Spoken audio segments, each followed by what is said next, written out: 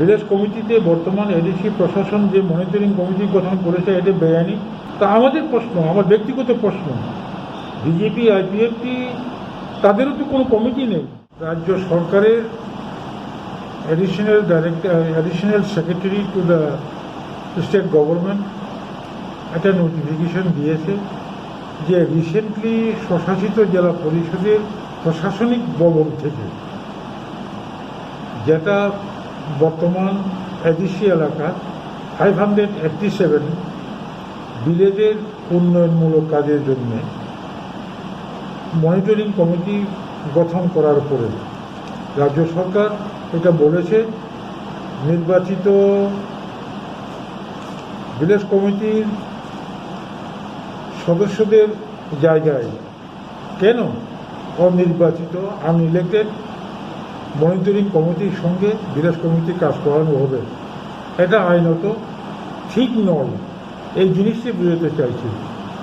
কিন্তু স্বশাসিত জেলা পরিষদের ভিলেজ কমিটির মেয়াদ 2021 মার্চ মাসের 7 তারিখেই তার মেয়াদ শেষ হয়ে গেছে। সুতরাং এডিসি এলাকার ভিলেজ কমিটির উন্নয়নমূলক কাজ সঠিকভাবে ত্বরান্বিত করার উদ্দেশ্যেই জেলা পরিষদ প্রশাসনিক ভবন তার ক্ষমতা বলে আপাতত 6 মাসের জন্য ভিলেজ কমিটিতে মনিটরিং কমিটি গঠন করে কার্যপ্রণালী শুরু করে দিয়েছিল। উদ্দেশ্য এই নয় জেলা পরিষদ প্রশাসন বর্তমান শাসক গোষ্ঠী ভিলেজ কমিটির নির্বাচনকে বই পায় না। অবিলম্বে ভিলেজ কমিটির নির্বাচন সংগঠিত করার জন্য কাউন্সিল থেকে এক্সিকিউটিভ কমিটির পক্ষ থেকে সিদ্ধান্ত নিয়ে রাজ্য সরকারকে জানানো হয়েছে immediately village committee election conduct করুক।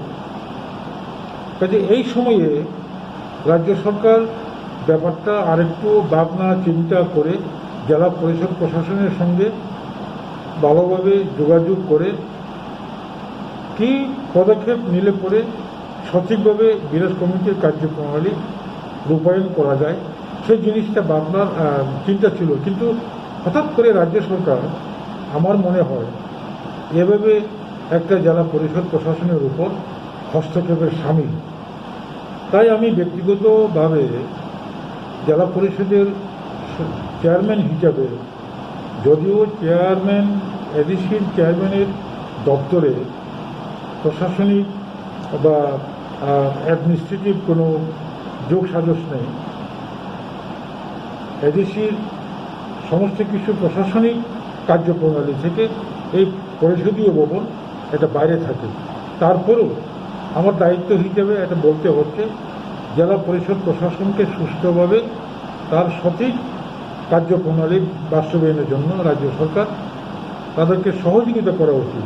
সহযোগিতা না করে সরাসরি রাজনীতি তাসেলে রাজ্য সরকার এগিয়ে যাচ্ছে। কাজে এই ব্যাপারে পরিষদের প্রশাসনিক ভবন ভাবনা চিন্তা করছে বিষয়টা নিয়ে কিভাবে সমাধান করা যায়, এটা একটা ভাবনা চিন্তা চলছে। আগামী 3-4 দিনের মধ্যে জেলা পরিষদ প্রশাসনের একটা সিদ্ধান্ত আপনারা জানতে পারবেন। আমরা দেখেছি রাজ্য সরকারের পক্ষ থেকে এইভাবে একটা নোটিফিকেশন প্রকাশ করার পরে দেন ইতিমধ্যেই পাহাড় অঞ্চলে একটা বিভেদ সৃষ্টি হয়ে যাচ্ছে। রাজ্য সরকারের শাসক গোষ্ঠী বলছে ভিলেজ কমিটিতে বর্তমান এডিসি প্রশাসন যে মনিটরিং কমিটি গঠন করেছে এটা বেআইনি, তোমরা ভিলেজ কমিটির সমস্ত কার্য প্রণালী বা কার্যকলাপ করতে পারবে না। তা আমাদের প্রশ্ন, আমার ব্যক্তিগত প্রশ্ন, বিজেপি আইপিএফটি তাদেরও তো কোনো কমিটি নেই। বিগত 2018 সালের বিধানসভা নির্বাচনের পরে